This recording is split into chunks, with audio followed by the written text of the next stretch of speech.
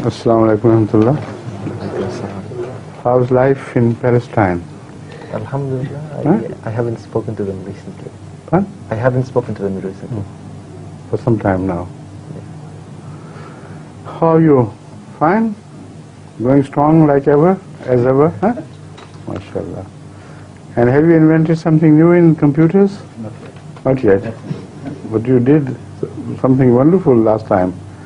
You made a program for yourself, which is quite expensive in the market, isn't it? MashaAllah. Shall you start, please? Yes, yesterday Hazur Kandi shared with us some events about his visit to Germany. Yes. Would Hazur like to add more about his visit to Belgium and Holland? What would you like to inquire? Because it's a long report, I spent a very busy time there. Mostly it was meeting with the various groups and answering their questions. The question and answer sessions will be reproduced inshallah in good time in Arabic. So instead of my telling you what happened and what influence did it create, let the audience and the viewers judge for themselves the impact of such meetings and sessions with the non-Ahmadis in particular. Some came well prepared, some Arabs particularly, who belong to, I think, Al-Maghrib or somewhere about. They were their religious leaders. They had come after having studied the anti-Ahmadiyya literature and had done their homework very well. And the way they asked questions, they were so confident they appeared in the beginning. But in the end, I was surprised for them to try to seek straws from drowning, to put their hand on straws from keeping them drowning. They started with the Quran, of course. And I said, all right, let's decide the issue of Khatme Nabuwat in the light of the Quran. Now, stick to this claim and we'll see. So I presented 4 and 5 verses of the Quran, and the gentleman, he was a gentleman, he was absolutely nonplussed. Not a word could be uttered. And I repeatedly said, look here, this is what you demanded. This is Quran, this is Quran, this is Quran.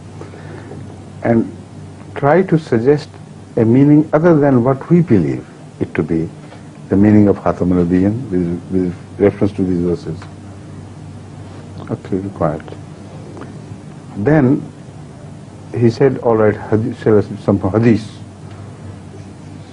So, La Nabi Abadi, he insisted. I said, okay, we'll come to hadith, all right. But is there only one hadith in the world, or there are some others as well? So he said, yes, there are others. I said, why don't we put them together and try to read the underlying meaning in the light of the collective instruction of Hazrat Muhammad Rasulullah. So when I finished this, imagine, he was noble enough not to deny the argument as bogus or meaningless. So it went on escaping into another corner of escape.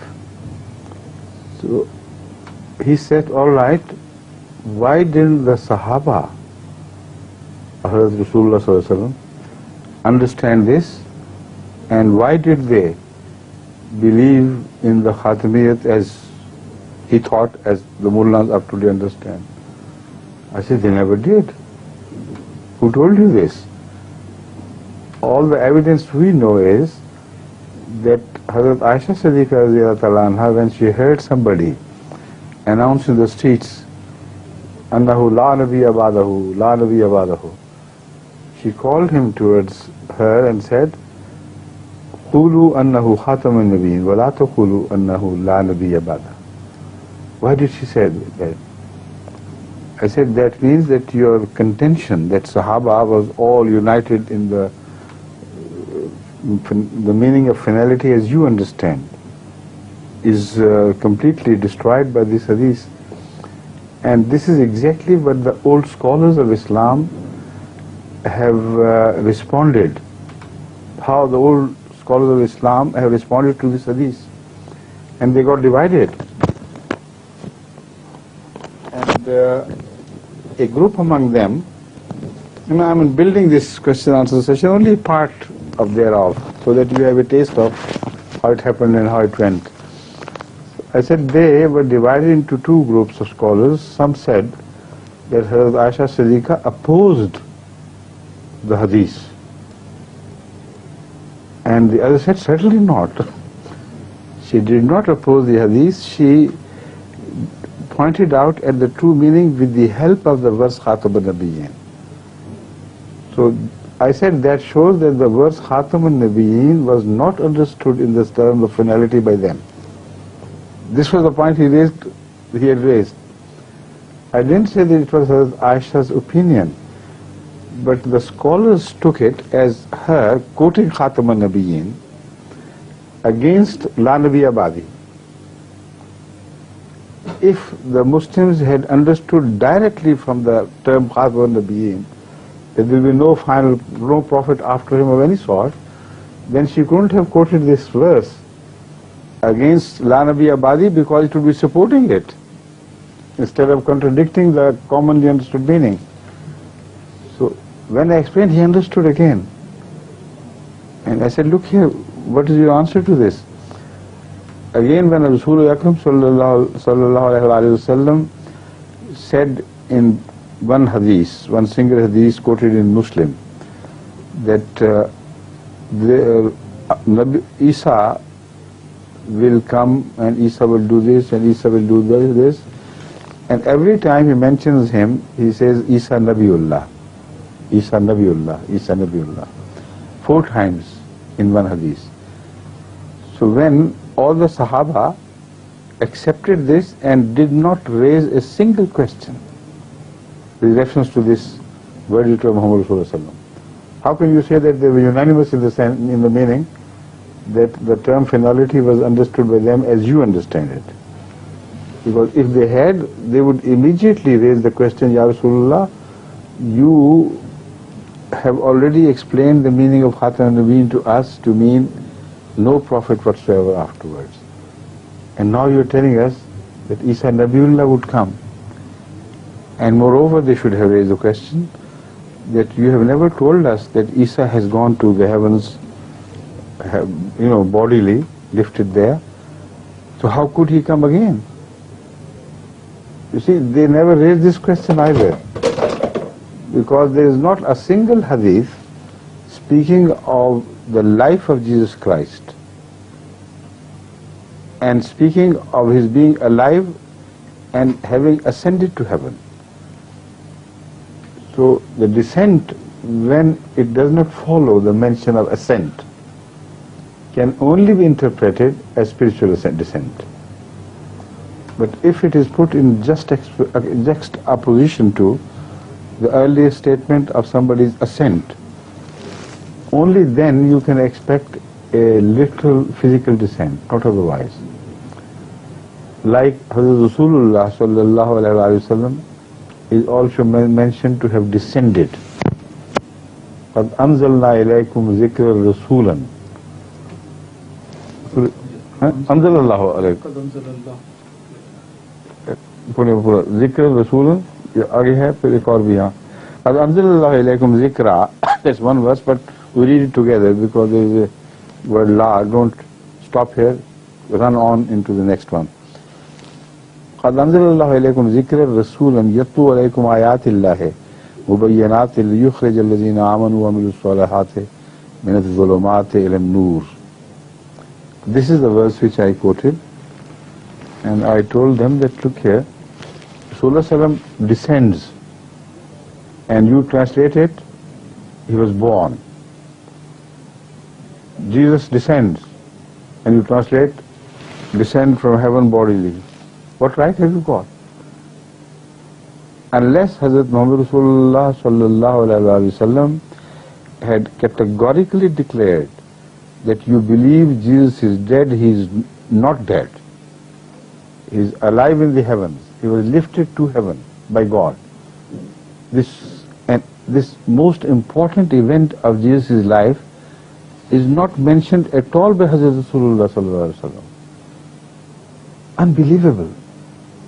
If it had happened as a unique incident in the entire history of prophethood.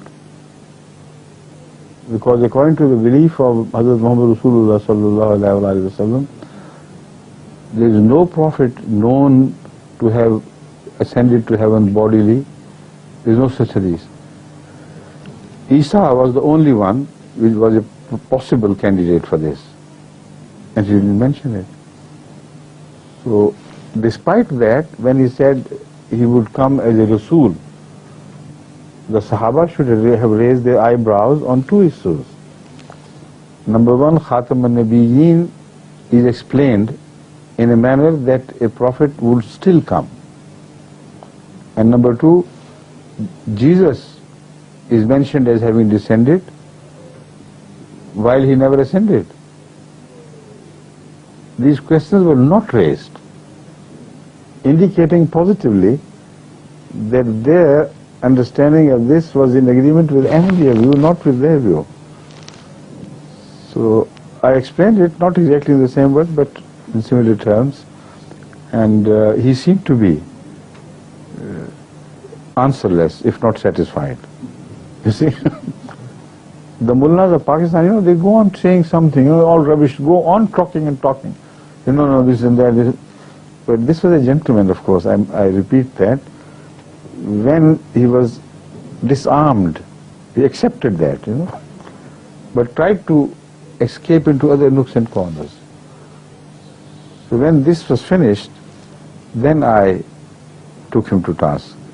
I said, look here, I have a good impression of you, you were honest, but not honest enough. When you demanded arguments from the Quran, what was implied was that after the Holy Quran, there is nothing left. If the Quran is on your side, I will be on your side. That was implied. And when I quoted the Quran, you didn't answer my argument. Obviously, by your silence, you accepted it. And yet, you tried to escape into Hadith. And when I satisfied you in Hadith because you never answered back, you escaped into another arena. This means that you have come with an intention not to accept. Otherwise, for a normal person, when the Quran is quoted, one should accept it. So then another person, his friend who had come with him, he started asking his questions. So when I answered that, I could see, gloom covering their faces. They were not happy. I don't say they were converted, of course not. But they were not happy because they had found answers to questions which they thought were unanswerable. So it happens, but it leads others to guidance. This is the beauty of this. There was a group of some very noble Afghans who were nobles in their country and were noble-minded here as well. You could see from their bearing, the whole family, and the grown-up men and some elderly men and ladies were there. Somebody told me later on that when they went out, they said, although we didn't ask questions, but the answer was so satisfying and deeply convincing that we didn't have to ask questions. So we hope, inshallah, at least they will be led to Ahmediyya, with the blessing of this session. So this is just a small incident. This lasted about 5 hours, this meeting. Not that I was talking all the time, but because of the translations into Dutch and into Arabic. Both translations were done simultaneously. So how can I tell you a gist of that 5-hour long meeting in a matter of a few minutes, can I? But I have given you a taste of how it happens, and the atmosphere is very interesting, very lively. Put it a slightly different way. I said that Hazrat Aisha Siddiqa radiyallahu ta'ala anha was fully confident that when I point to the verse Khatme Nabuwat, then they will never misinterpret the meaning of La Nabiyya Ba'dahu.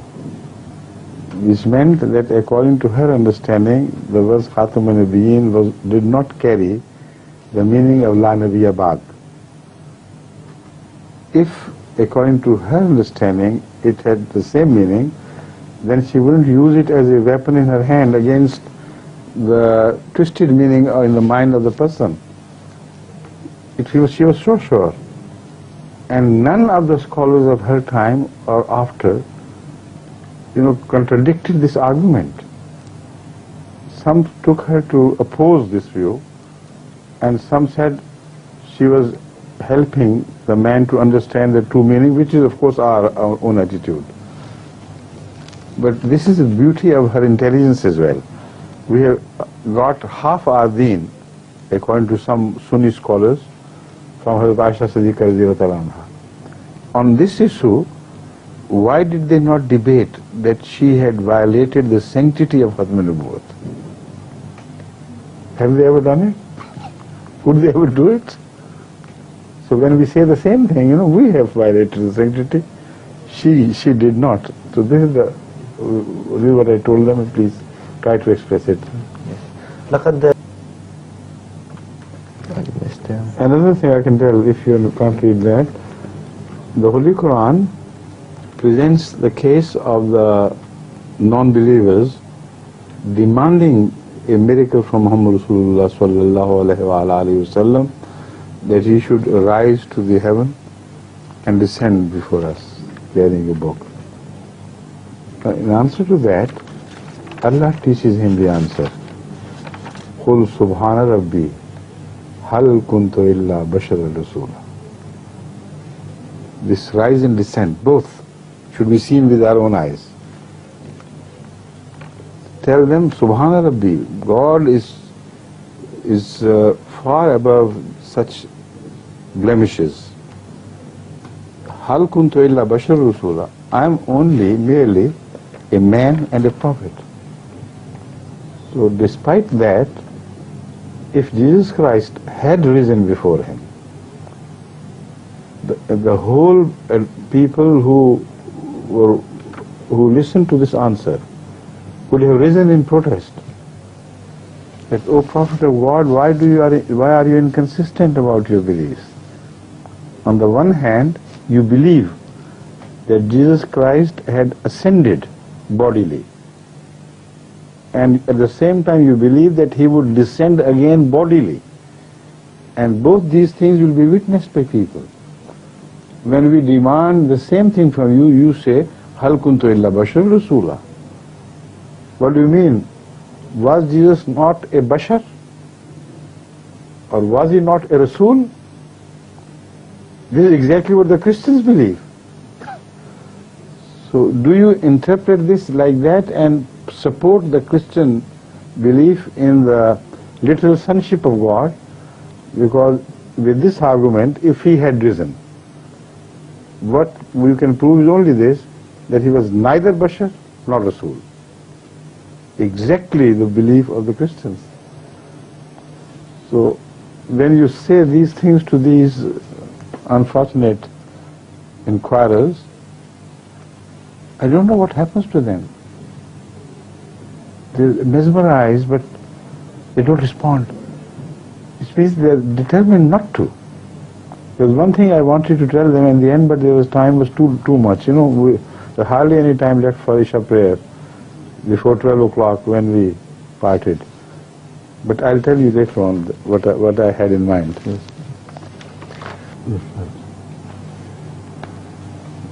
So this is just a sample of what passed between us in long sessions, which continued day in and day out. Continuously, this was the job. In the morning, some session with somebody else. In the evenings, with someone else. Sometimes we had 3 sessions together in one day. But with the grace of Allah, I was feeling strong and all right. So now, I would like you to ask any question if you like. If you want particularly some aspects of the tour to be highlighted, then I will. Otherwise, as I told you, I've given you some specimens of how I passed the time, but it's impossible to give a full detailed report from the day one to the end of the day, right?